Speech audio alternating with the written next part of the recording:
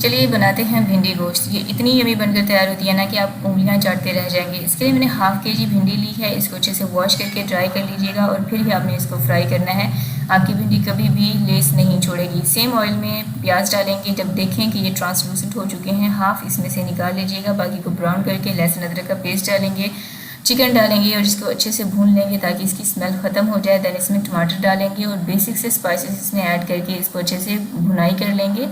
जब देखें कि जो टमाटर है वो सॉफ्ट हो चुकी हैं, फिर इसमें पानी डालेंगे और इसको कवर करके 10 से 12 मिनट तक के लिए हल्की आंच पर पकने के लिए रख देंगे। अब इस पॉइंट पर दही ऐड करेंगे फेंटा हुआ और इसको अच्छे से मिक्स करेंगे। साथ ही भिंडी फ्राई किया हुआ और जो प्याज हमने निकाले थे ना वो इसमें डालेंगे और इसके ऊपर डालेंगे हरा धनिया और हरी मिर्चें। इसको जो है डिश आउट करेंगे, सर्व करेंगे तंदूर की रोटी के साथ। डिटेल रेसिपीज़ के लिए आप मेरा यूट्यूब चैनल विजिट कर सकते हैं। चैनल का नाम है ice and spice recipes. Thanks for watching. Allah हाफिज़।